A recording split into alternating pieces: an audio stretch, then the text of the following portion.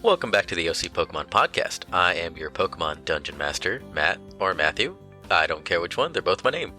This is a too low quality didn't listen. It's a recap of everything coming from my own narration, and the actual playthrough will also accompany this episode's key features, but that will be either released in tandem or perhaps a later time. This is mainly to catch you all up to speed. We are currently way in the future of playing this, so I just want to find a way to pump out the content without taking too much time to edit. On with the narration. Our heroes head into Rose City after seeing an explosion a good distance away. After saying goodbye to Ho-Oh, they rushed into the city, only getting a quick view of the city following Matthew to the source of the smoke. Before we go into Rose City, here's some backstory on Rose City. The city itself could be the informal capital of the OC region, especially in regards with human and Pokemon symbiosis. It has the aesthetic of a well-maintained European city with paved stone inlaid around the city, walkways taking precedence over actual paved roads. The roads are scarce but still present in the city. The city is within a large, tall circular wall with a plaza in the middle, with a beautiful fountain as well as the Green Tower, a library/archive of information that has been maintained for the history of the OC region. It is the third largest city in the OC region, rivaled by Chrysanthemum City, which has the highest population, and another city in the OC region known as Star Cyane City. However, Rose City is the place you want to go to live a peaceful life while enjoying the technology of modern society that you would find in cities that have the influence and power of the Indigo Plateau or similar government system. However, the party headed over to the laboratory that had exploded, coming face to face with a large crowd, a once beautiful building, police, and another lab employee who goes by the name Penny. The party split up to find some clues to aid the police or come up with their own answers as to why this attack went down. Jess found scorch marks, burn marks that looked etched into the ground and would symbolize electricity, damp spots that almost appeared to have been frozen at one point.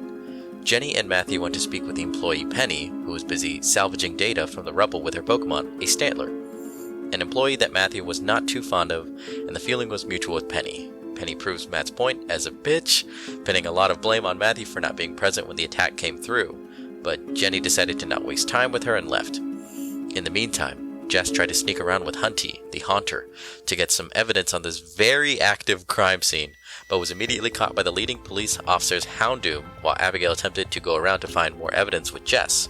However, was almost immediately found out as soon as the Houndoom alerted the guards of someone on the premises. Kurt tried to keep an eye out for any suspicious people and rolled a natural 20, finding a running man in a cloak pushing his way through the crowd. Kurt attempted to follow, but rolled a natural 1, knocking over a little girl's ice cream. He knelt down to give the girl some change to buy another ice cream, only to find this mysterious man had vanished. Jess, Abigail, and Kurt now reconvened with Matthew and Jenny, only to run away from the scene after getting involved with the police, and Kurt about to get into a fist fight with the little girl's father.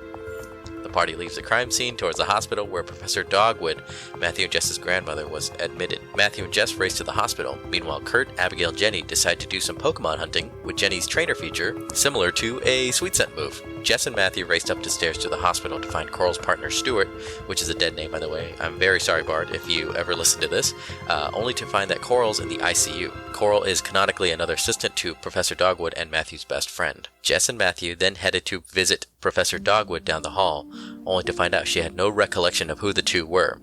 Jess was immediately overwhelmed with grief and stormed off, needing space and time to process this newfound trauma of hers. Meanwhile, outside was a much lighter atmosphere as Jenny found a Rockruff using Jenny's Sweet Scent. Jenny did a quick battle with this Rockruff as an attempt to catch it using her Bagon Dobbin. Curtin, Sean, and Abigail all headed off to try to find out more about the suspicious man that Kurt had seen earlier while visiting the lab. Sean gets feisty with Kurt and Abigail, showing his disdain and bitterness for being whisked away from his home as a new slave. Abigail tries to use her Caterpie to find any suspecting footprints that might indicate someone leaving the city, and Kurt, quote-unquote, keeps looking around for any evildoers. Kurt uses his new Chimchar to find any clues from above. Bianca's rolls here were abysmal, so it's only natural that she started to curse Abigail's intelligence paired with her bad rolls, quoting, "Damn it, Abigail, why are you so stupid?" Oh, I mean, it wouldn't be in Abigail's voice, it would be Bianca's. Bianca's not Whatever, you guys know. However, Sean was able to find a leaf that was originated from a Pokemon capable of a Razor Leaf move.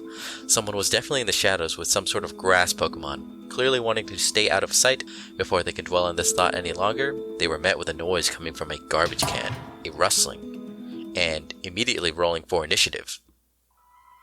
A small creature had bolted off, but Kurt's strategy for an aerial pursuit with his Chimchar proved effective as Chimchar jumped from the store sign to lampposts to follow this unknown creature. While Abigail regrets making intelligence her dump stat for a 15-year-old, this unknown fleeing creature tried to escape Chimchar, crashing into some trash as Chimchar tries to dexterously nab it. However, the small creature crashed into more trash with another natural one, and the party cornered it to reveal a Pichu with fish bones on its head and tears in its eyes. Abigail gets a natural 20 on Poke handling to take care of this new crying baby. She decided to name it Evan, and Arthur, her Alolan Sandshrew, tries to console this poor trash-covered Pokemon. This Pichu looked worse for wear, and the gang happily fed this hungry Pokemon. The three then reconvened in front of the hospital, where Jess shares a hug with all of her Pokemon, and Matthew comes out shortly to let the group know that the lab was safe and clear. Jenny makes her move and gives her newfound Rockruff to Matthew through some meta-knowledge. She knows that I absolutely adore Rockruff, so Jenny, the player, decided to surprise me, the DM. Yeah, it was very sweet. So Rockruff only adds to the romantic atmosphere, and Umi does her best Tommy Wiseau impression twice. So nothing more romantic than Tommy Wiseau. They head back to the lab, and Matthew finds some tickets after a short verbal squabble with Penny. These tickets were a gift given to Professor Dogwood as a gift for the Natural Evolution Museum opening in the city. 4 tickets. The party happily takes them to distract themselves from the trouble around them to see some lovely historic Pokemon in exhibits. They were then approached by the museum's director, Diane, as what was intended as a gift for Professor Dogwood and her associates. Dr. Diane then allowed the party to use Pokemon for studying purposes, a battling experiment where each trainer will use a prehistoric Pokemon to see which Pokemon would fare well in a battle against the other, even though they may be from a different prehistoric period. Jess picked a Kabutops, Kurt picked an Aurorus, Abigail picked a Caracosta, and Jenny picked a Tyrantrum, with Diane and Sean joining in as well. Dr. Diane let the party know that this was a friendly battle in a battlefield that was several dozen feet below the floor to help avoid any damages should the Pokemon escape and possibly wreak havoc in the museum itself, which luckily did not happen, and Dr. Diane and Sean began their battle to kick things off. And that's where we ended our session. So thank you so much for listening. That was our first actual too low quality, didn't listen. Almost said too long, didn't listen. My attempt to catch all the listener to speed with our current story arc without torturing your ears. However, if you wish to hear the full episode, that's up right now. And hopefully I'll be able to release some more in tandem. I just got swept up in a lot of things here, especially starting up again after this quarantine had been lifted. So, quick spoiler alert. If you don't want to know, then go ahead and maybe skip 15 seconds forward. I'll try to time it as best I can.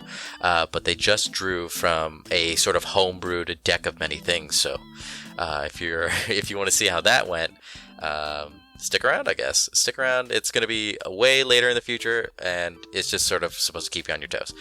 If you like us and want to follow us, you can do so by visiting our Patreon, www.patreon.com/OCPKMNpod, or follow us on Instagram at the Osama. I should be better at saying that. At the OCPKMNpod. We love to hear from you. Opinions, feedback, general comments. Maybe just say hi. I mean, anything really. I would love to hear from you guys.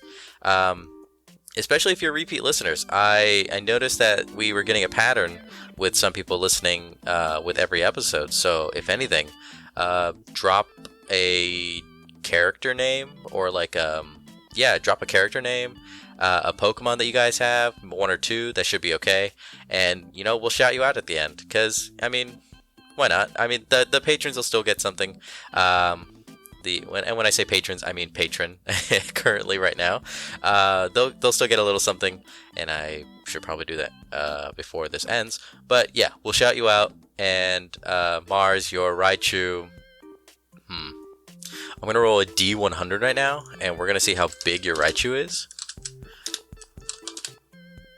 And I got a 19.